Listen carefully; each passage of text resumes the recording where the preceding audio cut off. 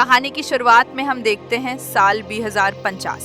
पृथ्वी अब एक ऐसी दुनिया थी जहां टेक्नोलॉजी ने इंसानों को आसमान छूने की ताकत दी थी। अंतरिक्ष अब बस एक नया प्लेग्राउंड था जहां सैटेलाइट्स और स्पेसशिप्स की चहल पहल आम बात थी। लेकिन एक दिन अचानक अमेरिकी सरकार के पास खबर आई कि उनका एक सुपर इम्पोर्टेंट सैटेलाइट अंतरिक्ष में खराब हो गया है। ये सैटेलाइट सिर्फ कम्युनिकेशन के लिए ही नहीं बल्कि पृथ्वी की सिक्योरिटी के लिए भी जरूरी था। इस मसले को सुलझाने के लिए सरकार ने अपने टॉप सुपर हीरो मिरेकल को मिशन पर भेजा। मिरेकल, जिसके पास थी उड़ने की पावर, सुपर स्ट्रेंथ और आंखों से लेजर बीम्स निकालने की कूल एबिलिटी, इस काम के लिए परफेक्ट था। जैसे ही मिरेकल अंतरिक्ष में पहुंचा, उसने देखा कि सैटेलाइट के छोटे छोटे टुकड़े हर तरफ तैर रहे थे। लेकिन इससे पहले कि वो कुछ समझ पाता, एक विशाल एलियन स्पेसशिप उसके सामने आ खड़ी हुई, तैयार थी उस पर अटैक करने को। मिरेकल को अपनी पावर पर पूरा भरोसा था। उसने सोचा, पहले इनका खात्मा, फिर मजे के लिए एक सेल्फी। लेकिन तभी उसे झटका लगा। ये टुकड़े सैटेलाइट की नहीं बल्कि छोटी छोटी एलियन शिप्स थे जो पृथ्वी पर तबाही मचाने की प्लानिंग कर रही थी। उसी वक्त पृथ्वी पर टेक्नो नाम का एक और सुपर हीरो, जो अपनी टेक स्मार्टनेस और जेट पैक के लिए फेमस था, अंतरिक्ष से एक जोरदार धमाके की आवाज सुनता है। उसने फटाफट मिरेकल से कांटेक्ट करने की कोशिश की, लेकिन देखा कि मिरेकल बेहोश होकर अंतरिक्ष से नीचे गिर रहा है। टेक्नो ने तुरंत उड़ान भरी और उसे पकड़ लिया। लेकिन ओ नो, उसका जेट पैक फ्यूल खत्म होने की वजह से बंद हो गया और दोनों फुल स्पीड में पृथ्वी की ओर गिरने लगे। टेक्नो ने सोचा, अब तो बाकी सुपर हीरोज की मदद चाहिए, और उसने अपने सुपर कम्युनिकेटर से बाकी हीरोज को बुलाया। इधर कहानी में ट्विस्ट आता है। मिसी, एक 12 साल की स्मार्ट लड़की, सुबह सुबह टीवी पर अंतरिक्ष में हुए इस अटैक की न्यूज़ देखती है। मिसी कोई आम बच्ची नहीं थी, वो थी मार्को की बेटी, जो हीरोइक ग्रुप का बॉस था। मार्को एक ऐसा सुपर हीरो जिसकी तलवारबाजी और स्ट्रैटेजिक दिमाग की कोई सानी नहीं थी। लेकिन मिसी की माँ के जाने के बाद मार्को ने अपनी बेटी से प्रॉमिस किया था कि वो अब किसी जंग में नहीं जाएगा। वो सिर्फ हीरोइक हेडक्वार्टर्स से अपनी टीम को लीड करेगा। मिसी ने पापा को इस मिशन में जाने से मना किया और मार्को ने फिर से वही प्रॉमिस दोहराया। मार्को मिसी को स्कूल ड्रॉप करने के बाद हीरोइक हेडक्वार्टर्स पहुंचा। वहां डायरेक्टर मिसेस ग्रेनाडा इस बात पर माथापच्ची कर रही थी कि एलियन से निपटने के लिए किन सुपर हीरोज को भेजा जाए। पहले उन्होंने शार्क बॉय और लावा गर्ल को चुना। शार्क बॉय जो पानी में सुपर पावरफुल था, और लावा गर्ल जो आग के गोलों से दुश्मनों को भस्म कर सकती थी। लेकिन जब मार्को ने बताया कि एलियन शिप्स की गिनती उनकी सोच से कहीं ज्यादा है, तो मिसेस ग्रेनाडा ने डिसीजन लिया कि पृथ्वी के सारे सुपर हीरोज को एक साथ भेजा जाए। ग्रेनेडा चाहती थी कि मार्को भी इस मिशन में जाए, लेकिन मार्को ने अपनी बेटी से किए प्रॉमिस की वजह से मना कर दिया। फिर भी वो ये भी जानता था कि दुनिया की सेफ्टी के लिए उसे अपने प्रॉमिस को तोड़ना पड़ सकता है। आखिरकार उसने अपनी फेमस कटाना तलवार निकाली और मिशन के लिए तैयार हो गया। उधर मिसी स्कूल में ही कुछ लड़कियों ने उससे एक पैर में फंसी बॉल निकालने में मदद मांगी। मिसी ने हंसते हुए कहा, हाँ, मैं सुपर हीरो की बेटी हूँ, लेकिन मेरे पास कोई सुपर पावर नहीं है यार। लेकिन जैसे ही उसकी फ्रेंड्स गईं, 2 अनजान लोग आए और उसे जबरदस्ती एक कार में बिठाकर हीरोइक हेडक्वार्टर्स ले गए। वहाँ मिसी की मुलाकात मिसेस ग्रेनाडा से हुई, जिन्होंने बताया कि जब सुपर हीरोज मिशन पर जाते हैं तो उनके बच्चों को सेफ्टी के लिए अंडरग्राउंड फोर्ट में रखा जाता है, ताकि हीरोज बिना टेंशन के काम कर सके। मिसी को भी वहाँ भेज दिया गया। ग्रेनाडा ने बच्चों को चुपचाप रहने को कहा और चली गई। लेकिन उनके जाते ही बच्चे रूल्स तोड़कर मस्ती करने लगे। तभी मिरेकल का बेटा व्हील्स, जो अपनी स्मार्ट व्हील चेयर और टेक जीनियस माइंड के लिए जाना जाता था, ने मिसी को देखा। उसने मिसी को बाकी बच्चों की पावर के बारे में बताया। ओजो, जो अपनी ड्राइंग से भविष्य देख सकती थी, कैप्ला, जिसकी आवाज में जादू था, और वाइल्ड कार्ड, जिसके पास हर तरह की पावर थी लेकिन वो उन्हें कंट्रोल नहीं कर पाता था। जब बच्चों ने मिसी से उसकी पावर पूछी तो उसने टॉपिक चेंज कर दिया और बोली, चलो टीवी ऑन करो, देखते हैं सुपर हीरोज और एलियंस की फाइट। टीवी पर सीन कुछ ऐसा था। सारे सुपर हीरोज एक साथ एलियंस से भिड़ रहे थे, लेकिन एलियंस की संख्या इतनी थी कि हीरोज एक एक करके हारने लगे। मिरेकल को एक एलियन ने इतना जोर से मारा कि वो सीधा एक बिल्डिंग से जा टकराया। शार्क बॉय को घेर कर एक टीवी स्टेशन के हेलीकॉप्टर से ठोक दिया गया। लावा गर्ल ने अपने हस्बैंड को बचाने की कोशिश की, लेकिन उसका फायरबॉल गलती से टेक्नो को लग गया और वो घायल हो गया। एक एक करके सारे सुपर हीरोज एलियंस के कब्जे में आ गए। सिर्फ माँ को बचा था।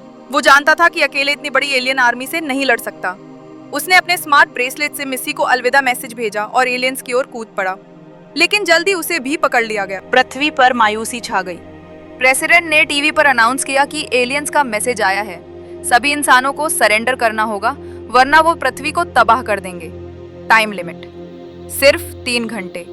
इसके बाद मिसेस ग्रेनाडा टीवी पर आई और बोली कि अब लॉकडाउन शुरू हो रहा है, बच्चों को अपनी जगह पर रहना होगा। लेकिन मिस्सी ने उनकी बात अनसुनी कर दी। उसने अपने ग्रुप को बोला हमें यहाँ से भागना होगा क्योंकि ओजो की एक ड्राइंग दिखाती है कि एलियंस वेंटिलेशन डक्ट से यहाँ अटैक करने वाले हैं। मिस्सी ने यह भी बताया कि ओजो की ड्राइंग्स हमेशा सच होती हैं। बच्चों ने गार्ड्स को अलर्ट करने की कोशिश की लेकिन किसी ने उनकी बात नहीं सुनी। तब मिस्सी ने गप्पी को गार्ड्स से डील करने को कहा। गप्पी, जो शार्क बॉय और लावा गर्ल की बेटी थी, के पास सुपर स्ट्रेंथ थी और वो पानी को कंट्रोल कर सकती थी।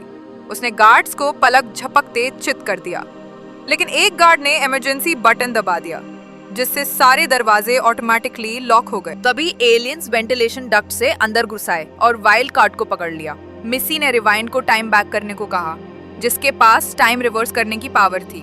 रिवाइंड ने ऐसा किया और व्हील्स ने गार्ड को बटन दबाने से रोक लिया। बच्चे फटाफट बाहर भागे। बाहर निकलने के लिए उन्होंने नूडल्स की इलास्टिक पावर और कैपला की वॉइस पावर का यूज किया। कैपला ने अपनी स्लो वॉइस से हेडक्वार्टर्स के स्टाफ को हवा में उड़ा दिया। बच्चे सीढ़ियां बनाकर छत पर पहुंचे और एक चुराए हुए एक्सेस कार्ड से केबल कार निकाली, लेकिन बाहर हेडक्वार्टर्स के एम्प्लॉइज उनका रास्ता रोक रहे थे। कैपला ने अपनी पावर से केबल कार को हवा में उड़ा दिया, लेकिन वो एक बिल्डिंग से टकराने वाली थी। नूडल्स ने अपनी लंबी बाजुओं से कार को ट्विस्ट कर दिया, लेकिन तभी कैपला की आवाज बंद हो गई और वो सब नीचे गिरकर मिस्सी की दादी अनीता के गार्डन में जा गिरे। अनीता ने बताया कि एलियन अटैक में सिर्फ 2 घंटे बचे हैं। तुम्हें अभी से हार्डकोर ट्रेनिंग शुरू करनी होगी क्योंकि अब पृथ्वी की सेफ्टी तुम्हारे हाथ में है, अनीता ने कहा। ट्रेनिंग शुरू हुई। बच्चे अपनी पावर को एक टीम के तौर पे यूज करना सीखने लगे, लेकिन मिसेस ग्रेनेडा को मिस्सी के ब्रेसलेट में ट्रैकर का पता चल गया और उसने उनकी लोकेशन ट्रैक कर ली। बच्चे अनीता के घर की सीक्रेट टनल से भाग निकले, जबकि अनीता ने गार्ड्स का ध्यान डाइवर्ट करने के लिए खुद को कुर्बान कर दिया। टनल में मिस्सी ने ओजो का आईपैड लिया और उसकी ड्राइंग से पता चला कि एक एलियन स्पेसशिप उनके पास ही है। बच्चों ने उस शिप को ढूंढ निकाला और छुपकर अंदर घुस गए, लेकिन एक एलियन ने उन्हें स्पॉट कर लिया। नूडल्स ने अपनी लंबी बाजुओं से एक बच्चे को बचाया और वो शिप को लॉक करके अंतरिक्ष की ओर निकल गए। मदरशिप में पहुंचकर बच्चों ने अपने पेरेंट्स को ढूंढने का प्लान बनाया। वीस ने बताया कि मिस्सी के ब्रेसलेट में ट्रैकर है जिससे ग्रेनाडा को उनकी लोकेशन मिली थी। उन्होंने मार्को की लोकेशन ट्रैक करने की कोशिश की, तभी उन्हें जमीन के नीचे से अजीब आवाजें सुनाई दी और एलियंस ने उन पर अटैक कर दिया। बच्चे भागते भागते शिप के सेंटर में पहुंचे जहां एक जायंट पिरामिड था। वहां यूएसए का प्रेसिडेंट कुछ लोगों से एलियन अटैक की बात कर रहा था। प्रेसिडेंट के जाने के बाद मिसेस ग्रेनाडा आई और बच्चों की तारीफ की, लेकिन व्हील्स ने नोटिस किया कि ग्रेनाडा के बॉडी सिग्नल्स नॉर्मल ह्यूमंस जैसे नहीं थे। ओजो की एक ड्राइंग ने खुलासा किया कि ग्रेनाडा भी एक एलियन थी। ग्रेनाडा ने अपना रियल फॉर्म दिखाया और बच्चों को अरेस्ट करने का ऑर्डर दिया।